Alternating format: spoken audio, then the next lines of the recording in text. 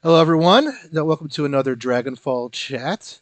Um, as always, Josh and I are your wonderful co-hosts and charity directors of the Dragonfall Charitable Foundation. We had a fun time doing the virtual stuff. Joining us again from that Blitzkrieg in October, November is Kevin and Bruce. Why don't you guys introduce yourselves for our public again? I Don't do insist. So not to all go at once here. So my name is Matt Brousseau. A lot of people call me Bruce. I have been DMing for the better part of 25 years now, um, and pretty much all of it in D&D. Started obviously a couple editions ago, and have been growing with the system since. Big proponent of Extra Life, the charitable foundation. Ran a couple of campaigns for that last year, and raised a few $1,000s over the course of 2020, which felt great. Had a lot of bet. fun. Kevin actually played in one of them. I believe we talked about all four of us getting into one of them one of these days. Oh yeah. Um, Yes, please. but Yeah. we'll have to plan that. Run a quick module, do a little evening one shot. But that's me in a nutshell. Yeah, Extra Life has been we've they're a good dance partner for charity stuff. We got to Absolutely. write them check for a couple grand after our virtual Dragonfall 2020, which is not it was a little less than we did in previous years, but it was a big pivot for us to go to digital. And I'd be lying if I said that we had it that not completely correct. We're still working on it. But yes, Kevin from Yeah. I'm Kevin Burke uh, coming to you live from the former ice wasteland of Texas. Yeah, I've been DMing now for a little over a year. The campaign I'm running hit our 1 year mark in November. And been playing role playing games since eighth grade. And now I am no longer in eighth grade. So it's been a while. But these days I primarily play Dungeons and Dragons, fifth edition, or Dungeons and Dragons and Depression, which had to wear this shirt today. Um, but yeah, yeah. Other than that, spoken word artists, musicians, all around artsy dude that likes telling stories with friends and tricking them into making art and then getting yeah. dice involved. We So got Josh, the other musician, on the line. He jokes around and tells people I'm a musician, but I am certainly not. Um, and so today so last time we talked world building, and our conversation today is probably going to feed a little bit into that. Um, but with a lot of new game masters coming out, they ask me oftentimes, and I've been running games since a child as well as Bruce, not with him, but separate parallel childhoods, and so preparation is a big question that people come to me all the time, and it's kind of like how much do you do is probably the first question, and I've got some more, and like where do you start with it? So yeah, so myself, I'll start. I do a lot of research at the beginning of a campaign, and then as that campaign goes on, I kind of just wing it from week to week because I've learned that my players aren't going to do my 6 month plan if I put that out. It's just not going to happen, especially with the wingdings that I usually run games for. Like they just want to just, explore everything that I had not previously written. So I've and like when I was younger, I kind of find that to be a little point of frustration and things like that. And now I just kind of revel in it. So that's like so my process in a nutshell, and I've got actual questions for you today. So we'll we'll Oh, we'll boil this down. But like we're moving up. yeah, last time we kind of just wanted we're doing some winging it tonight too, I'm sure. But yeah, I guess we'll just go alphabetical again and go with Bruce. Like, so how much of an outline and how much extra oomph do you put into the beginning of a campaign compared to in between each session? so to kind of piggyback off what you were saying, Matt, when I started DMing, I would write like the similarian of the background of my world, and then I would just get livid that people didn't follow my plan to the letter. So I have learned that at this point I sort of render it like an MMORPG. So I will create like the 500-yard space around where my players are going to be at first, and then I'll usually create like the key elements of like the 4 chapters of my story, and then that's the only initial prep I do. So I have a nice big sandbox that the players can get lost in for a couple of sessions, and I have like the big chapter markers that are going to drive the whole campaign forward.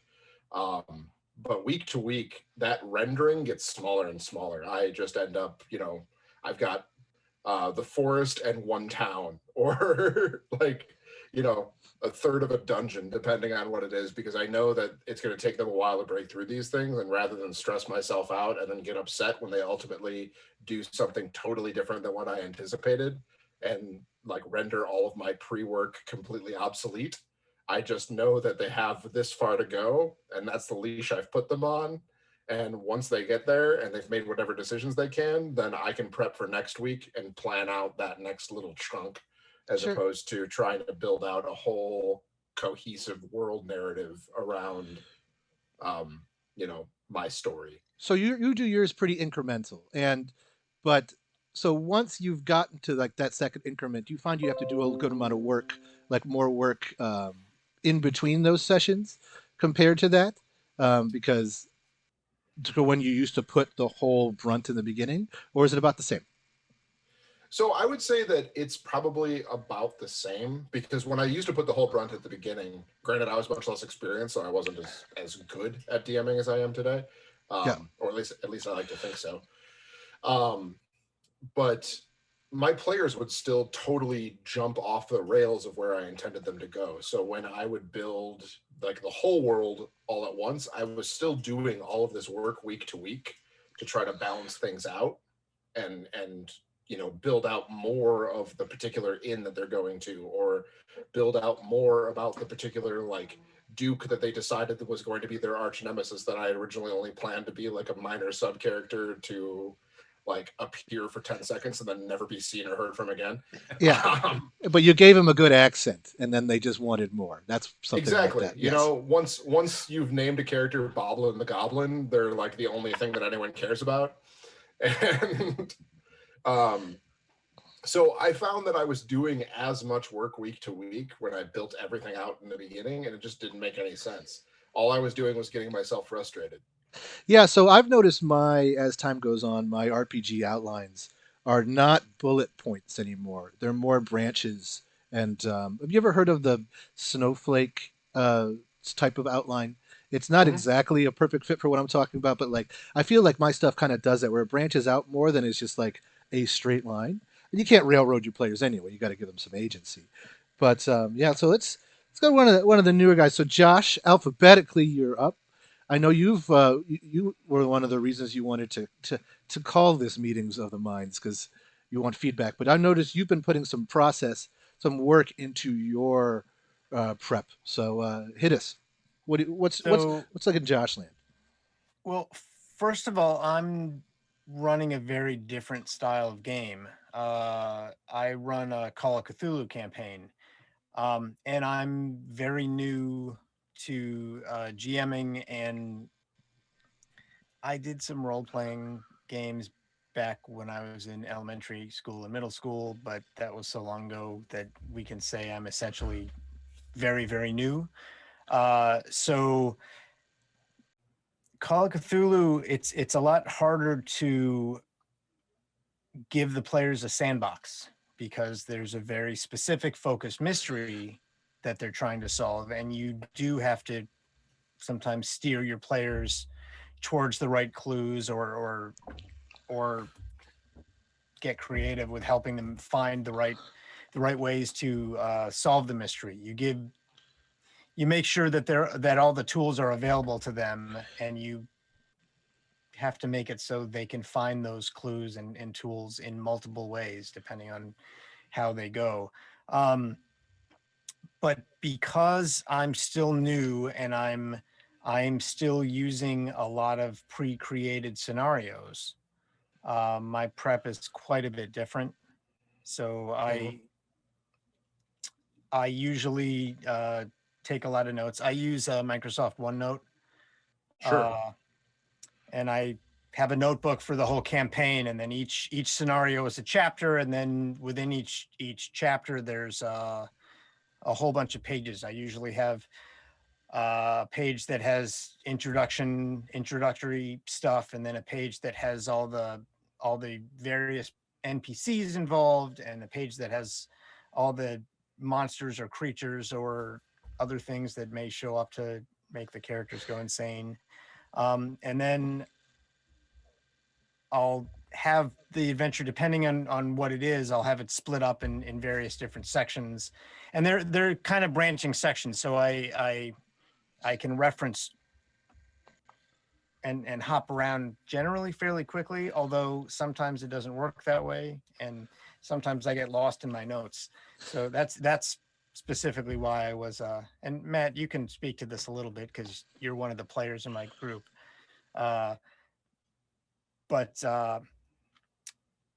in our last adventure, I got pretty lost and I missed a bunch of story beats that, looking back, I think were very important, but I don't think the players cared very much. We had But fun. Yeah, I mean, so this is my question to you. So when you're doing a more structured thing and like going off book, um, do you feel like you're just kind of playing like colder, warmer slash Marco Polo with your players more as far as like improvising and like kind of trying to steer us more than like when we do a sandbox game, we're just like, cool, go with it. You know, like you need they like I think the players themselves can't really paint themselves into a corner because of that. But when you're playing these mystery games, like, do you find that it's part of what you're doing is just trying to wrangle us in?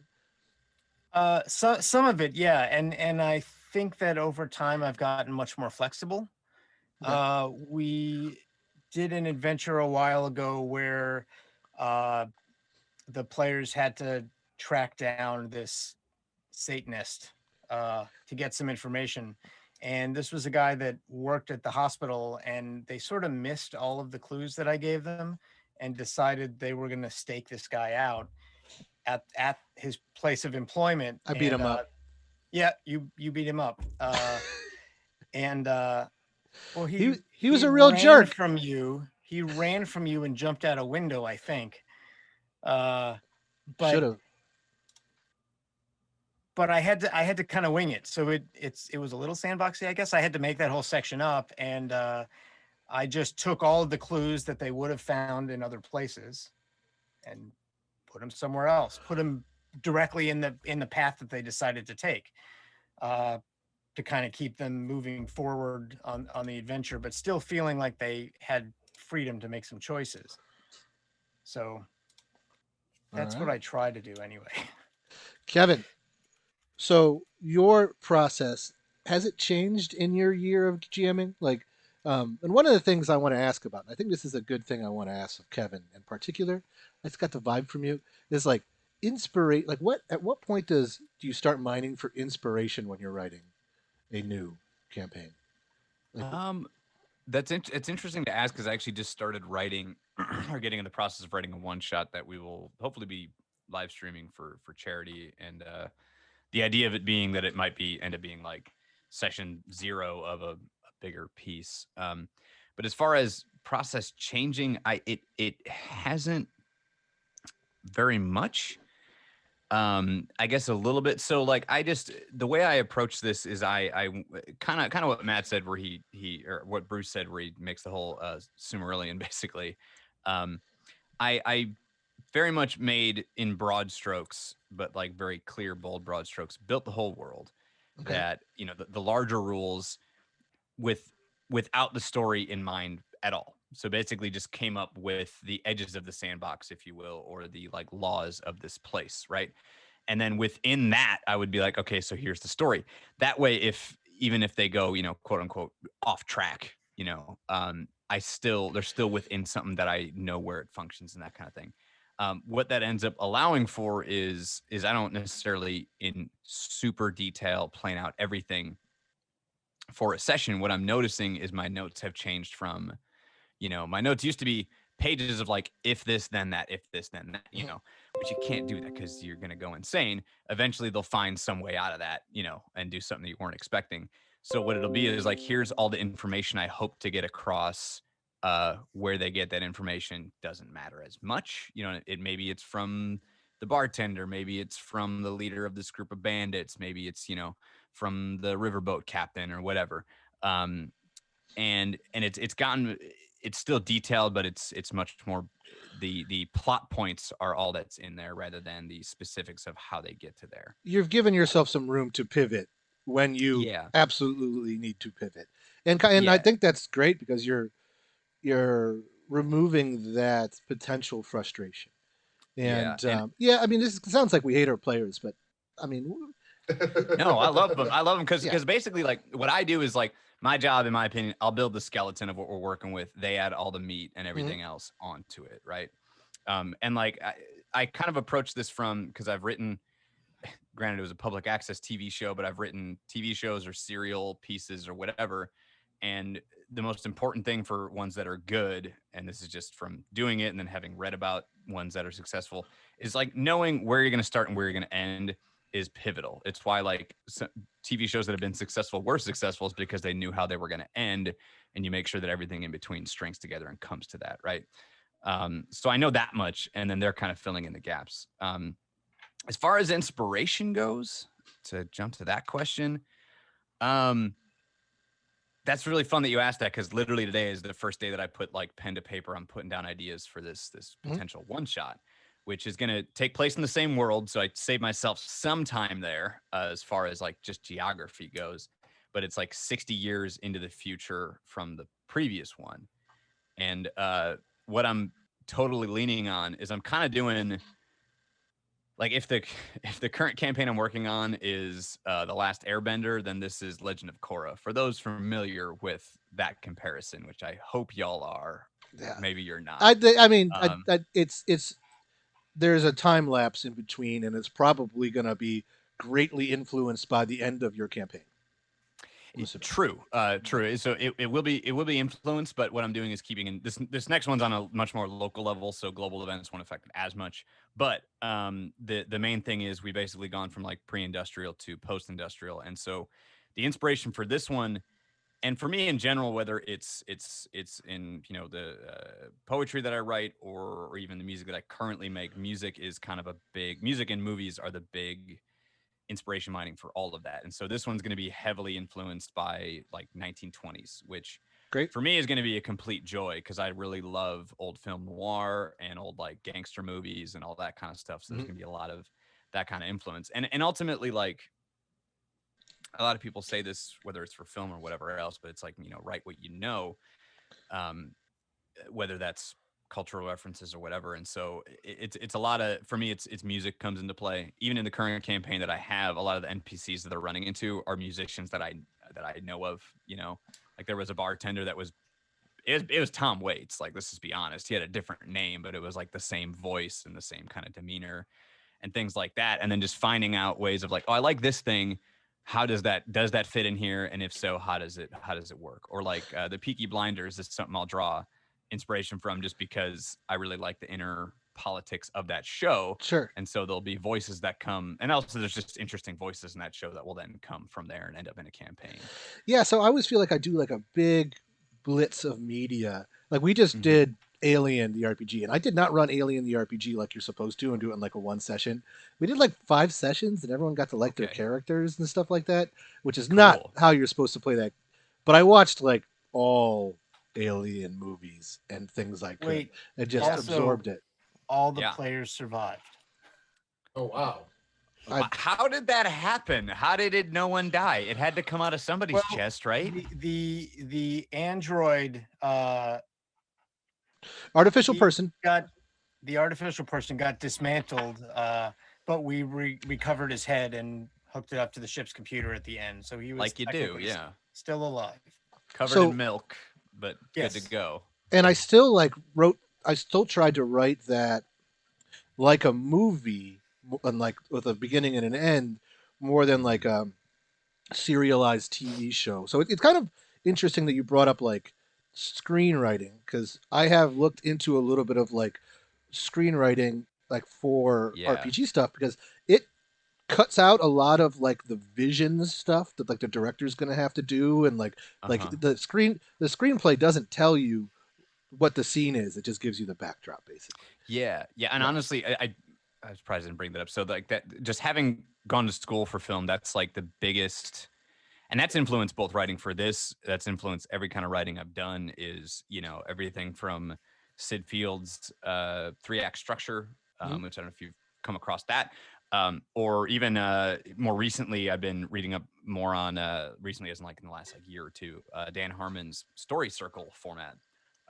which is another interesting format to follow. That like it's great because it gives you, like I said, I'll write the bones and then they add everything else. It gives you almost like you know, what do you call it? Like one of those things where you connect the dots. It's like it gives you the dots. How you connect them is up to you. But having some format to then push everything that you have into, and then your characters add on to that, I think is really interesting and beneficial.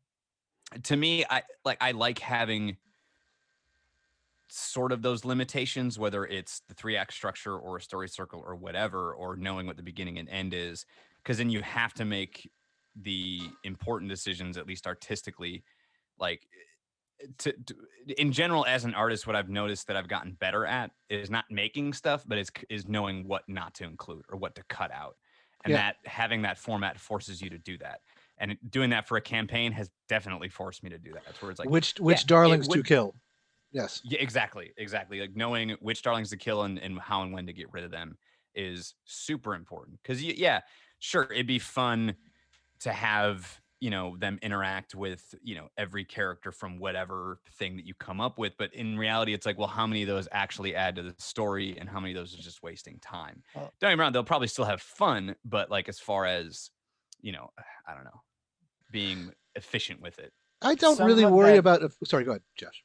Oh, I was going to say some of that editing depends on your player group too, right? Because some of them Absolutely. are going to gravitate more towards certain things than other things.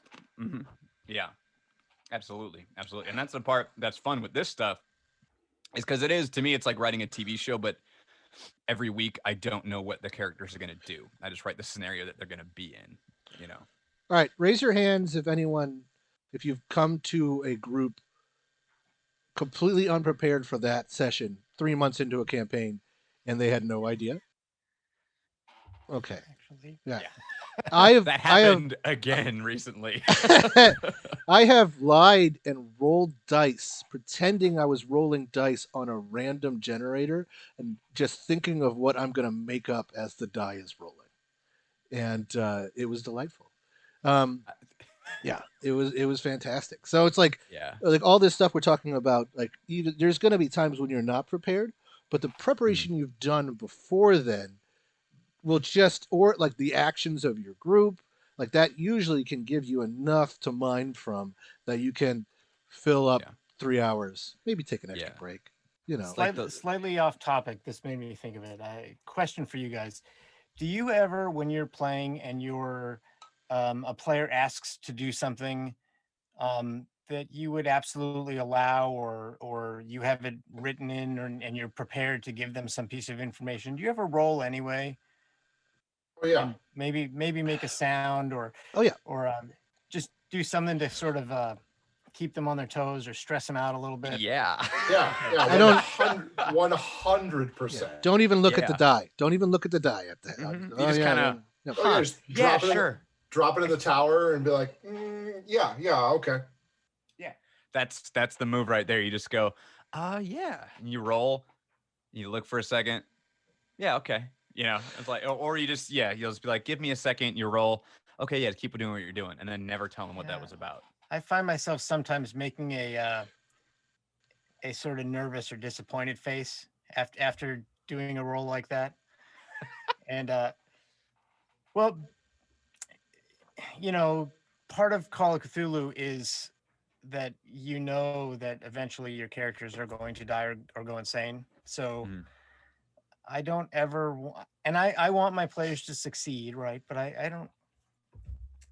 Uh, I started out going too easy on them, I think, Mhm. Okay. So I'm trying to build it in a little bit now and make them sweat.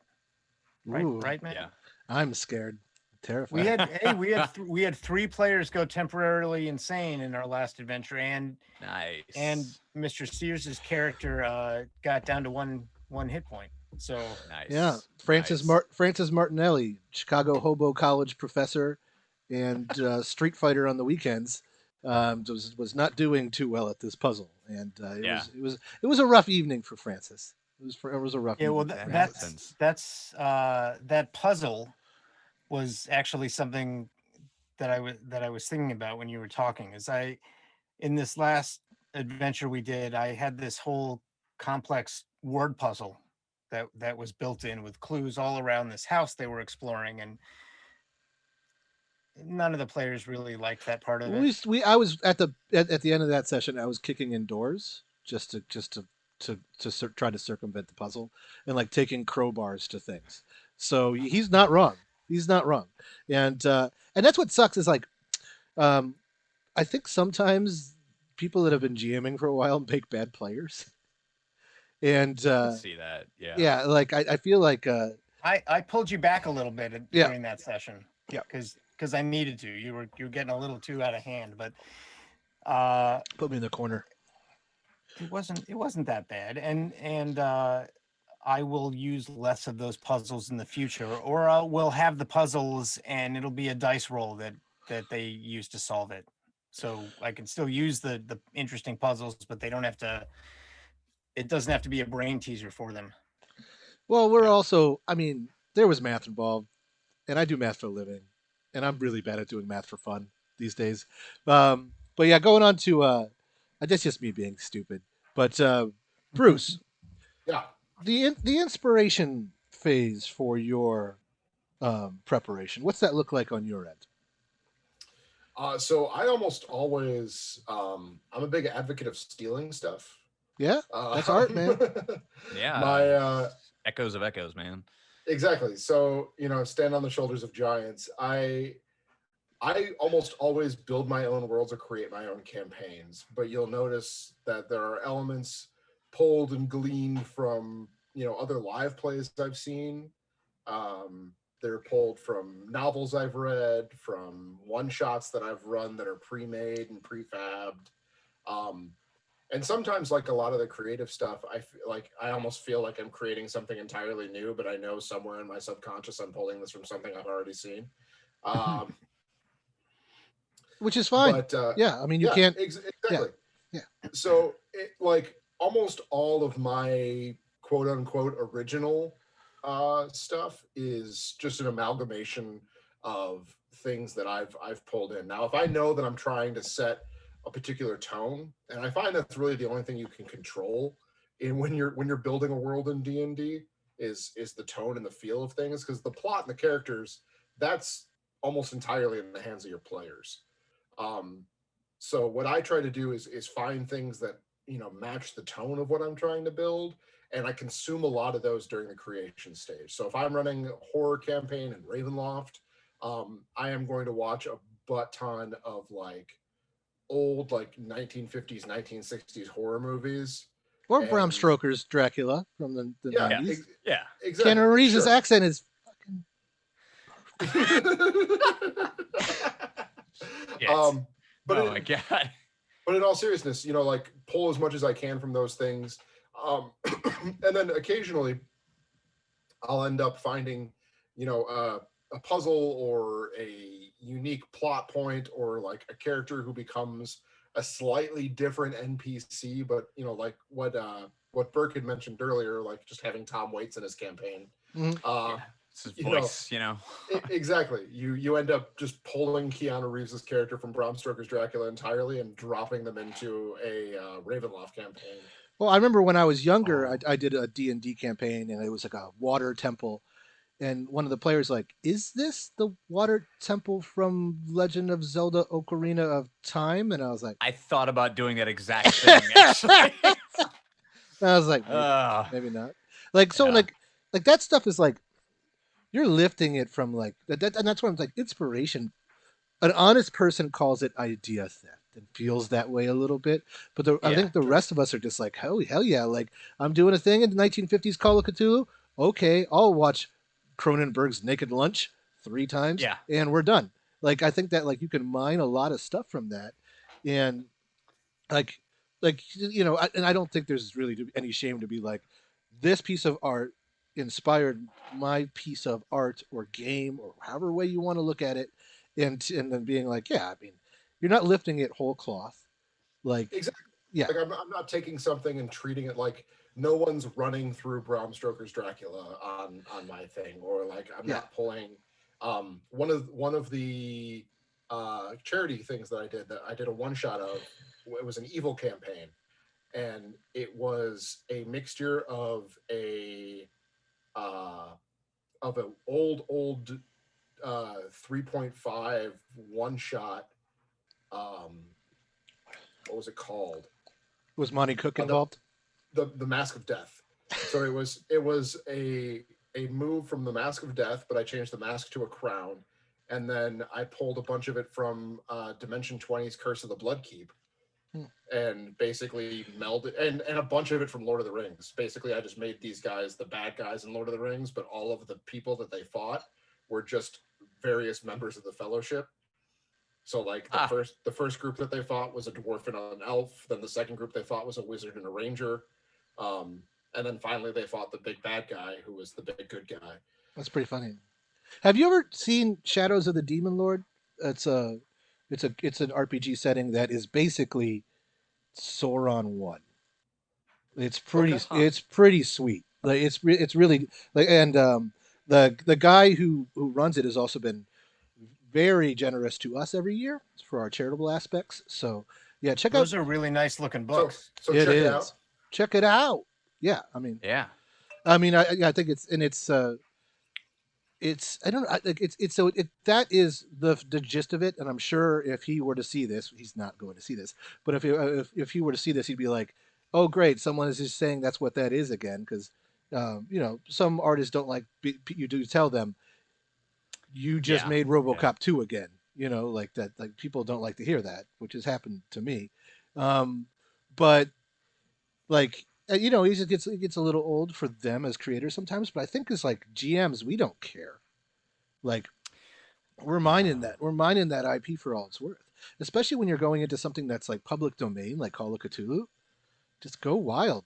Bring out that King in Yellow. Like I think that's perfect. Um, and Bruce, we'll go back around the circle with you. I've got a question that I think a lot of people need to hear our answers to. How much do you house rule? And at what point in your preparation do you decide, especially if you're doing a system you're not super familiar with, like that's going away, that's going away, or does it usually come up during the game? So, So I'll usually make the decisions during gameplay. mhm. Um, Now I try to be as consistent as possible. So like I'll always take notes if I overrule something that's in the Dungeon Master's Guide, or if I overrule something that's in the PHB. Um, I'm going to do that because I don't want to uh, make a situation where like the world is inconsistent to my players. Okay, So I'll always try to make sure that I'm at least being consistent, but I'll push. No, I'll always push the boundaries of what is laid out in that, because in my opinion what I'm trying to drive is a story, and I'm trying to make sure that my players have fun. So if a lot of it comes up in like combat or something along those lines, where it's I shot a guy, it was a critical success, you were aiming for his head, like that guy, unless he's a major villain that needs to be around for a couple more rounds, like that thug or that like random henchman is probably dead. yeah, You've successfully dropped him. I don't care how much HP he has. I don't care how much damage you did. I'll probably still let you roll damage so you feel good about things, but that guy has taken the fall. So I'm a big proponent of house rules, and I try to jump in and treat them on a case by case basis. But once I've established something as a house rule, I try to keep it consistent as we go forward. so follow-up question with that consistency, you generally create house rules as you come along. So maybe this isn't a good preparation video unless the answer is that's not something you need to prepare. Um, but with those actual house rules that you establish, do you not sometimes even just tell your players, and you're like, this is a really edge case. I rolled it. My house rule is just gonna go unnoticed because I do that sometimes when it just seems like, hey, this roll I'm doing is arbitrary to my players, and I've now succeeded, and I'm just like that's one of the times that I'll kind of lie about it. Does that make sense? And then I'll just kind of Sure. keep that rule going without the announcement. Let them feel like heroes, you know? Well, exactly, and that's part of the thing. And I guess what I'm talking about in terms of the consistency, like my notes, my pages, all that stuff, that exists behind the DM screen. My goal is always to make the players, at Okay. any point in time, feel like the protagonists, feel like the heroes, feel like everything. So, um, I would say that most of the time, I keep that stuff sort of behind the veil, um, and try to make my players feel like as big of a badass as humanly possible. There's certain house rules and changes that you make that you need to be public. Hey guys, I've Sure, kind of sure. restructured the economy of Warhammer Fantasy Roleplay Second Edition because it's awful. Like, why does buying all of these separate pieces to this armor set cost 25 extra gold? It makes no sense. Like, it's just not like nuts. Like those things you have to tell them. But like sometimes they survived because you decided that a rule was arbitrary. I think that's yes, you're the heroes, you're the victims, and Exactly. yeah. Well, and one of my common house rules is I'm not a big fan of encumbrance, and I'm not a big fan of Yep. components for spellcasting. I Okay. think that's kind of a pain in the butt. So for my characters, almost every time they stop somewhere, the shop will always have what spell components they most commonly use, so that they can re-up on all that stuff, and they basically just always have it on hand. We'll keep tabs on things and make sure that if they want to cast like heat metal or something, yeah, you've got flint and you've Your got shirt. yes. One of the components is a T-shirt. One of the components is this. Bruce is one of the specific components. T-shirt. Yeah, Bruce is one of the components. You have to have me present in order to cast heat metal. Yeah. But I'm available in all the shops, so it works out. Now, so yes, you tell your players I am for sale at every shop. Every shop you will find some Bruce. You'll find some Bruce. Yeah, that's good. I mean, so just gonna toss it out. Do either one of you guys have like? Do you have? Am I the only one who like starts looking through a book and goes, "That's gone, that's gone, that's gone"? Like when you're preparing for a new campaign, especially I find I do this when a player asks for me to run something that I've never even read before. That first book read, I'm just going to excise this and this and this. Like, do you guys find you're doing that? I Anybody? think I do that without thinking. Okay. Yeah. Yeah, if it's largely situational dependent, and like I mean, total honesty, I have not read word for word the entire Dungeon Master's Guide for 5th edition. Yeah. It's one of those I look it up as I need it. And if there's not a rule for it, you make something up. If there is a rule for it and it comes up and you're like, that seems needlessly complicated and will slow this whole thing down, you come up with something simpler and kind of roll with it. Yeah, when there's a formula with brackets is when I'm usually like, it's Saturday night, let's get going. Let's, roll 6 dice. Exactly. Or like I brought this up with Bruce. I think I brought this up in the last video also, and then brought it up with Bruce earlier today. We were kind of chatting a little bit about some of this. I cannot support and promote Dungeon Daddies enough. I really enjoy that podcast quite a bit, and I just really like the way that Anthony Birch runs his sessions, to where it's very fast and loose. Like they'll look up rules, they know the rules for the most part, but really it's like, hey, are we having fun? Does this serve the story? Those are like the first 2 questions in that order too. Like, would it be more fun to ignore this and do whatever? Yeah. Does it serve the story? Absolutely. Go with it. You know what I mean? Yeah, and I feel like whenever there's a case where this is what I tell my players too, and this is just if they found a book that I don't own that has a feat in it for their Yeah. class, they can buy it, but it's their Yeah. responsibility to know and be able to explain what it does to everybody Absolutely. as Yeah, they're doing it. ab- Yeah, yeah, Absolutely. Yeah. absolutely. I yeah, constantly ask my players like, they're like, I cast this, and I'm like, great. What the hell does that do? yeah, Oh Like, yeah, yeah. What you got to do is be clever about it, which isn't that clever. But I'll be like, now describe to me what that does. So they get yeah. to role play some more, but then they're also explaining, and I'm like, oh, good. And by that time, I'm googling the spell real quick. Um, Yeah, but yeah, use that's use use channel lightning in a sentence. You know, like it's like what? exactly, exactly. Yeah, yeah, no, because it's because those things can be so edge and so like a corner case, and you're just like, like even like I'll know all of like I know what a slash trait does, but like somebody just bought like a weird rapier that has like you're gonna have like it's your responsibility to know when you can use that and to use it effectively. It's not my fault to not tell you. You were talking about encumbrance. I usually don't count. It's like an action movie. I don't count how many bullets are in guns. Yeah, I yeah, don't. I exactly. don't do that either. It's the '90s action movie all over the place. If So like, if you have a bow and arrow, your quiver is just full. Like I don't. yeah. Like encumbrance when it gets wacky enough, I usually just and Josh has seen this. Oh, you're a caravan now, or whatever. Like like Yeah, tell me when you're bringing your special, halberd or rocket launcher to a thing, and I'll yeah, have people look at you weird or arrest you if it's just like, yeah, we went to the bar and I brought my surface to air missile with me just because it's Shadowrun and I can. Like that's then I'll give you grief for that. But we're not counting bullets.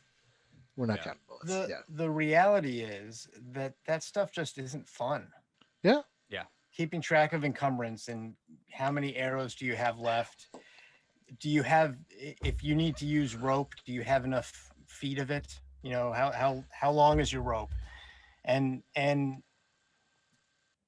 if you brought torches, did you remember to bring something to light them with? Right? Shit. Yeah, Exactly. Like yeah. I just again, it comes down to what is fun, what serves the story. Now, where I think some of that's valuable, it really depends on the kind of story and game you're trying to run. If you're trying to run some kind of survival scenario, where you're purposely making resources limited, absolutely count arrows, count food rations, Hmm. count all that stuff. Like one of my players made a joke the other day where they're like, "Man, we haven't stopped to take a shit in a while." And I was like, if you want to make that part of the game, we can. But like, what Yeah. movie have you seen, unless it's a plot point where something happens in the bathroom, does that matter? Yeah. Like, or where you need to eat. Like, I don't. Same thing with spell components. I don't. I feel bad because at least two of my players have like read up on the spells. I need to find this and this, and I'm always like, yeah, Yeah. you Yeah. have it. Yeah. Yeah. You As have it. Esmeralda has it's just sold there. you a griffin feather. Yeah, there Yeah. you Yeah. go. Yeah. There Yeah. you Yeah. go. Like Yep. um, I mean, I usually just get like, okay, yeah, they'll get a cart or an ox that's for Hmm. sale when they like are like, yeah, well, I want to bring my plate mail and my chain mail. Like, no, like you need to leave that outside the cave and stuff Hmm. like that. Hmm. But so it sounds like as we learn in this, we're cutting more out of the game than like when we're at. So we're cutting out things of the game and kind of stuffing in our inspiration and making it different. How much Hmm. of the of a system? And I know you guys are pretty D&D heads. So like, how much of D&D do you feel you use? 80%? So someone's like trying to prepare and get into Dungeons and Dragons. How much you think that they like? How much of actual Dungeons and Dragons do you think that they need to use to have an engaging experience So that is still D&D or Shadowrun or GURPS? while you guys consider that answer, I'm going to answer that from the Call of Cthulhu perspective because I have never played that game from a player's perspective. I At the very beginning of the pandemic, I actually won in one of the Dragonfall auctions. I won a Cthulhu starter set, and that's I read it and said this sounds really fun, and it's actually a really brilliant starter set. And this is a little tangent, but it comes with a single player sort of choose your own adventure that teaches you the basics of the rules. You start with nothing. It actually, you build your character as you go and you make choices and you fill out your character sheet, and then you have this adventure, and it's kind of fantastic. It's a really good way to learn the basics.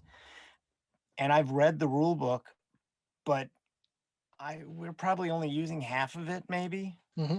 I'm using the stuff that spoke to me that seems fun, and I'm ignoring the stuff that doesn't seem to matter. And at some point, we may need to do a big fancy chase, and then I'll go to the chapter, the and read 150 pages on how to do a chase.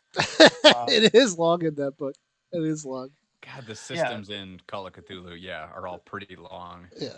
but for the most part, it's just pick a stat, roll percentile, Yep.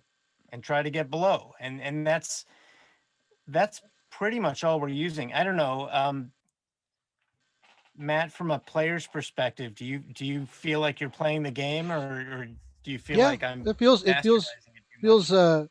Call of Cthulhu to me. I mean, I think we'd be on character 3 if we went by the exact book. So like you and I were both lenient GMs, and wanna you saw that we all put in are adhering to our characters. We put effort into them, and we're adhering to our characters. And I think you want to see it continue.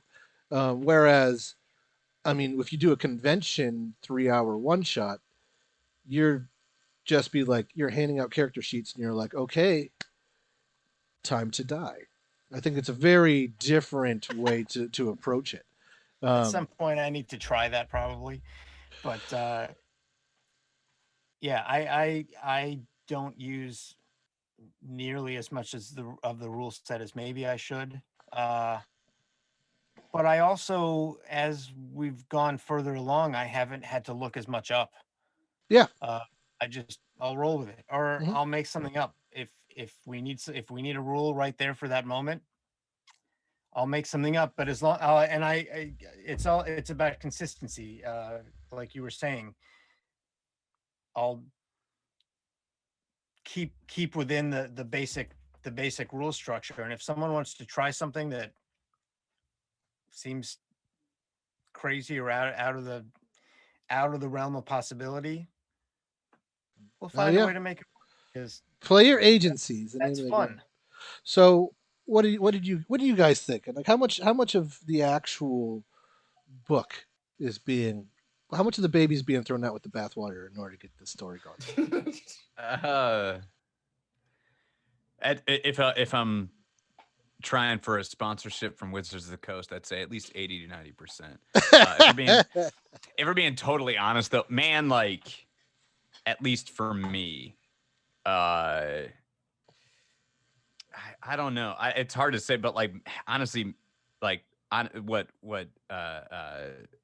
Josh just said really adds up to where it's like really it's just knowing what stats go with what and rolling the dice, which really is like 25% of the book, if Mhm. that, and it's like that's the spine of it, and then everything else you look up for reference, and if you don't find it, you make up. So man, I'd maybe say like honestly 20 to 30% maybe. That's my man right there. Um, That's my man. which Yeah. that said, like I love Dungeons and Dragons, and I still feel like we are playing Dungeons and Dragons. Again, if you go back to the rule book at the very beginning of it, Gygax even said like if you're having fun, you're playing this game. And like to me, it's like that's all you need, really. Is just like that and understanding what the dice are for. But you can kind of make everything else up from there. I would say that I fall probably somewhere between Josh and Burke in like I'm probably like a 40-60 split. Mm-hmm. I've been playing long enough and I've read enough of the books that like I'm able to recall enough of the rules that I can apply them in certain situations. Yeah. But my main focus is always like cadence and tempo. If me looking up a rule is going to mess with the experience the players are having, or it's going to take away from like the gravity of the scene that they're building, then I've done a disservice to my players. It's I've fallen short a little bit as a GM because my goal is to make sure that they're having an incredible time and that they're buying into their story. Yeah. Um, Speaking of that, I have had a player go, well, I think the rule is actually this, and I open the book to a different page and go, yeah, you know what? I think you're right, and then just close it because I just don't care. I want them to have the fun. Yeah, Like, yeah, yeah. your fireball does that. Awesome. Awesome. So that's a very good point, Bruce. Like like I rules was going to shouldn't ask about that. sacrifice player agency. I was going to ask about that. What do you do when there's a rules lawyer sitting across the table from you? It hasn't really happened to me, so I don't know. Really you only smack happens to them be in at the face. conventions. Yeah. Just- Kick them, kill their just straight kill their across. character immediately.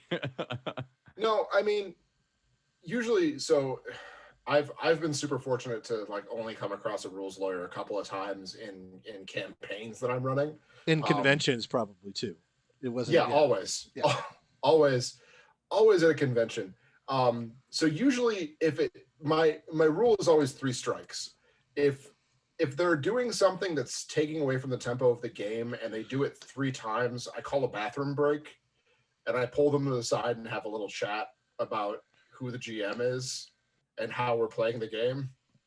And that if they have any problems with that, they're welcome to leave the table. But the way we're going to do things moving forward is that my focus is telling a great story and making sure the players have fun, not necessarily following the letter of every single rule. So while I appreciate that they have that knowledge, and I'm deeply impressed by the fact that they remember more about the game than I do because I consider my knowledge to be pretty encyclopedic, um, I'm not really interested in it. You And heard it it here doesn't have a first. Bruce Yeah. says call a bathroom break. Go into the bathroom with them and accost them. And they're on their back feet, they don't know what to do. It's a scary environment, and then you get your point Hey, across. hey, your Yeah, pants are exactly. down. You're most honest. I don't know. I mean, I usually go to the player immediately. I mean, I like the 3 strikes thing, but I usually go to the player immediately, like we're not playing that kind of game. Just relax, relax. Yeah. Like, I just the only reason I think I have the 3 strikes rule and that I try to call a break is that I try not to make it like a confrontation thing in front of sure, everybody. and that's not wrong. Like, it's you don't want to put somebody on the spot. Like, I try to Now, deflect with humor or some shit like that. That's what I now do. everybody that plays in your game is going to know that when you call a bathroom break, someone's in trouble. Yeah, pretty much. So any future Dragonfall attendees, if I'm fortunate enough to be able to run a game there, Mhm. then you know that if I've called a bathroom break and it seems kind of weirdly timed, someone's about to get a talking to. Yeah. You called a bathroom break after we introduced our characters. I don't understand what's going on. Oh man. I mean, I know I have seen groups. I haven't been a part of them, but that didn't get past the character. This is what my character is, because, well, at least my buddy just was like in an online group, and he just like stopped like immediately because there was a warlock named Rick and a gnome named Morty, and he was like, God "I'm out. damn it. Peace. I'm out." Like, guys, have fun. Um, so yeah, like we have been going on quite some time about this. So why don't if you guys want to like a give me a number one or number five if you can't think about your number one advice you'd give to a GM for preparation or just a philosophical take that they Sure. can have with it. And then, we'll put our socials up and talk about our charitable organizations and what have you. But yeah, I mean, you sounded excited, Bruce. Go for it. curse my early alphabetical name. Yeah, I never get a time to think of an answer. No, well, technically, you're not early. Your nickname's no, early. yeah, So which is my own fault. yeah, Or it's at least a bunch of my college frat brothers' fault. But I would say the biggest piece of advice I can give to somebody in terms of prep is leaving yourself room. it's fantastic. Don't get over involved. Don't get over engaged in what you're trying to build. Make sure that whatever it is that you're developing has room for your players to breathe within. Because if you make it too constricting, your players aren't going to have a whole lot of fun because they're going to feel like they're being railroaded.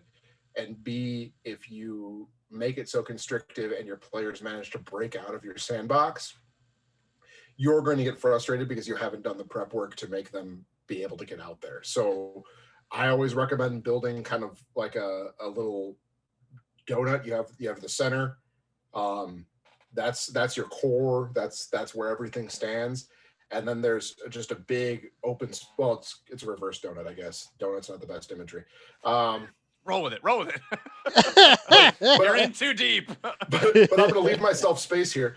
And no, but you have an open space, and then you have like 3 or 4 different directions that they could have gone, and it's easy to take one of those directions and repurpose what your players have already done and kind of move them into one of those spaces. But if you've planned out everything, you're often going to find yourself, hey, cat. That's an adorable cat. Please tell your cat I love it. That's a great cat. That's a top shelf cat. But you're going to find yourself frustrated, and your players are going to sense that, and they're not going to have as much fun.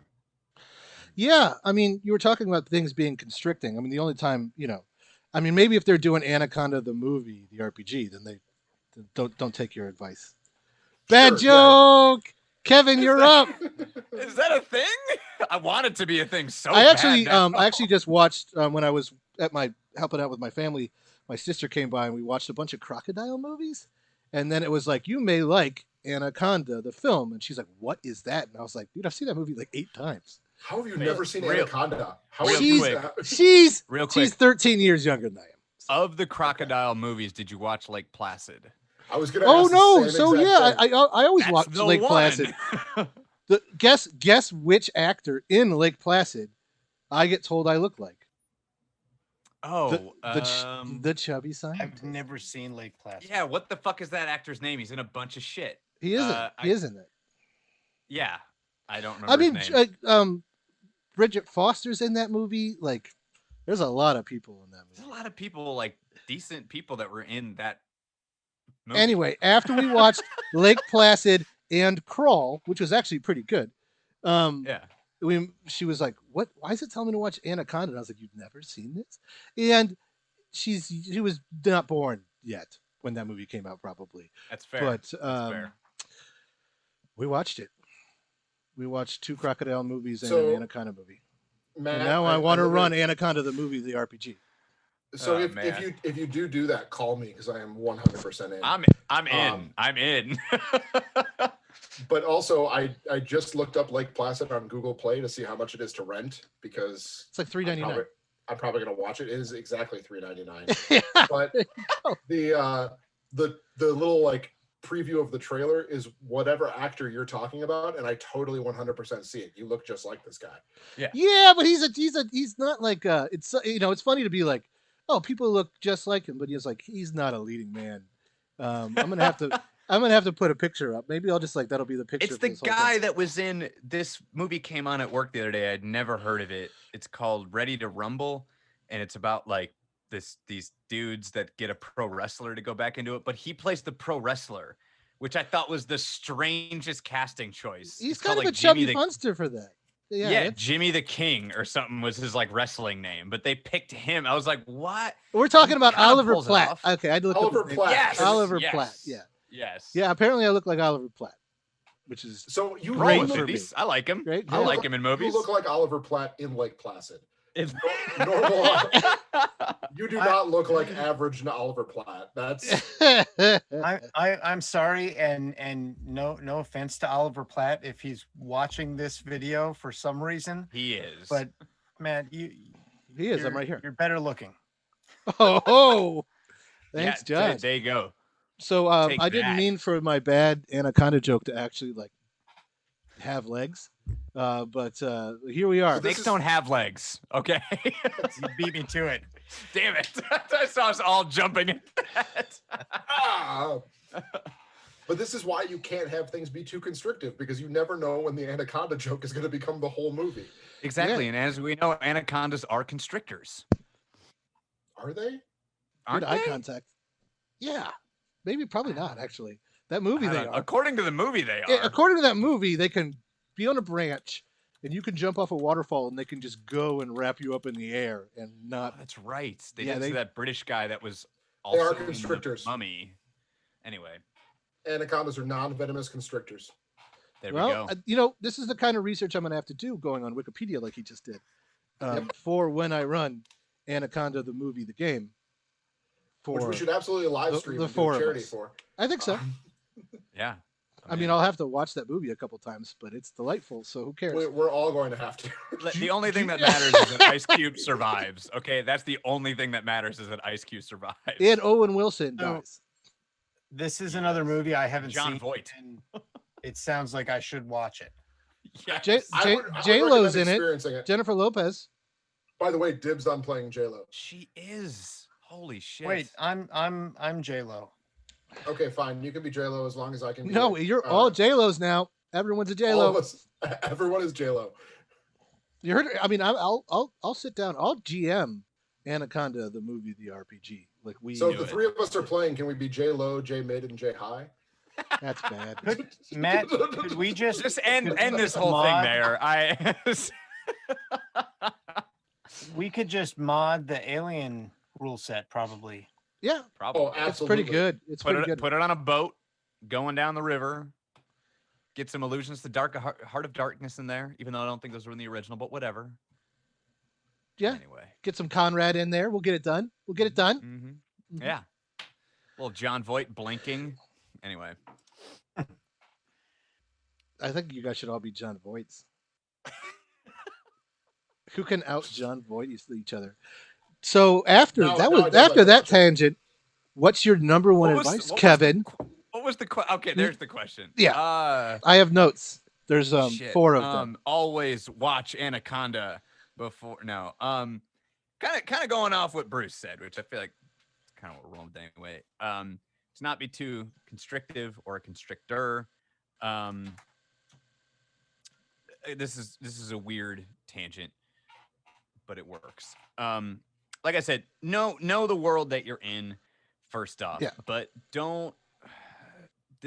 I did improv for too long, probably. It's like 10 years or so of doing improv comedy and doing other forms of improv, whatever. But there's one of the big things to know is just read the rules of improv. That there are, quote unquote rules for that. That helps as far as your role playing goes. Just as a player and then as a GM, it helps a ton. But my partner and I have been watching a lot of Christopher Guest movies actually recently. Okay. Because we just watched all of Schitt's Creek, and Eugene Levy, obviously, of course, is a part of that, and his son Daniel Levy made that. And one of the things that Daniel Levy talks about in interviews in regards to Schitt's Creek is what comes up in all of the Christopher Guest movies that he made with Eugene Levy, which is, like these movies are funny. That TV show is very funny, but it's Guffman. Very, oh my God, that's we rewatched that one. It is so hard to watch in the best way. Yeah. But the what do you call it? The most important part of Schitt's Creek, of Waiting for Guffman, of Mighty Wind, of Best in Show, whatever, any of those, is that when you watch those, the characters are fully realized and fully developed. But what happens in between them is often what is improvised and what is unscripted and where the actual humor comes from. And that would happen often when doing actual improv. It's like you go into a scene. One of the rules is don't try to make a joke. Don't go in with like, oh, I'm going to say this and it'll be funny. No, go in knowing what the character is and then go from there. That, to me, directly applies to role-playing games, whether it's with the characters. Obviously, that's the obvious analog there. But expand that out to the world, where it's like, know the world that they're in, know the rules of that world, and then just let stuff happen in between. And that's where the actual magic happens. That's where in improv comedy, the humor comes from. And role playing, that's where the humor, or just more to the point, the fun or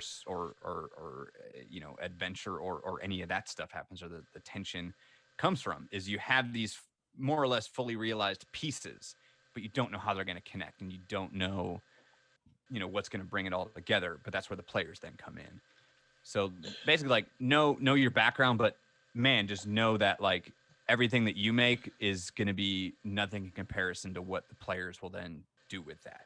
And you heard it here first. Kevin's advice was join an improv troupe. Yes. For 10 years to be a better game master. Exactly. One Yes. decade of improv. One decade of improv will definitely serve you well in only role playing games. Everywhere else, I don't know. I mean, some of the like the large like to play groups, like the you know like the live play groups, they're theater kids. You know, Yeah, and I totally they am, and are. I know for a fact Bruce is too because we did theater together in high school. But yeah, it's that background I'm really not. helps, honestly. I was cool. I was doing drugs while you were in theater, Look and at you. You assume we also weren't doing drugs. I know. I know. You can do both. So, Josh, you got any closing comments for everybody? What's your advice to the world? What have you learned in this year of making Francis Martinelli, my character, go insane? I learned to not stress out when things don't go the way you expect. Because it's going to happen. And the first times it happened, first time things went off the rails, I wasn't prepared. I didn't know how to be flexible about it, and it was frustrating. And I don't think it ended up being a bad time for my players, but I think they could tell. I think I was And there for that one very early on. you were there for all of them because yes, I mean, it's you've a been thing to is every so single game. learn from those crises. You know, you got to like Yeah, and learn to roll with it. So you can be as prepared as you want, but you also have to be prepared to not be prepared. yeah, and I think that And it, also leads into like a thing where it's like if you're going to start game mastering, you should be game mastering for a group of friends where you kind of already know the dynamic. I see a lot of people like volunteer for conventions that haven't done it. I'm not saying don't volunteer for conventions, but I think you got to get comfortable with your friends and people that aren't going to judge you as much before you could go out to a public event and run stuff. That's just my thing. But um, I don't know. You got any other closing comments? This was a lot of fun. That's all honestly great advice for life too. Just learn from the mistakes you made. Like seriously, like Yeah. yeah, yeah. relax and roll with it. I mean, that's Mhm. good advice in general. Yeah, I mean, if you Yeah. just panic and pause, that's going to be more noticeable than scratching your head for a second and just going with whatever intuition you came up with. I mean, we've Yep. all had games that kind of burned up a little bit, but it's easy to recover from it if you allow Yeah. yourself to. Maybe that's when you call your bathroom break and accost the rules lawyer. Like you 100%. need that moment. Hmm. Hmm. And but yeah, this has been a lot of fun. Stay tuned for when we finally schedule Anaconda the movie, the RPG I session, please and make that happen. it's just gonna be a meat grinder. Like like they don't Everyone have. come prepared with 3 characters. Yeah, you're just everyone, just all the Wilsons. Bring all the Wilsons, and Yeah. yeah, ugh, God, I can't stand Owen Wilson. I just cannot. All the Uh, Wilsons, the Wow. RPG. Wow. Wow. Wow. oh God, he's yeah. His wow to Keanu's woe are just like so like what is it's a tick, guys, calm down. Like but yeah, this was a lot of fun, and I look forward to hanging out with you guys again. We all, I mean, looks like we actually went over time, which I think is a good sign for us and maybe bad for anyone watching this. But yeah, the Dragonfall Charitable Foundation is gonna be making some announcements about our 2021 event. It is in October, and we have some exciting stuff to tell you. And thank you for joining us.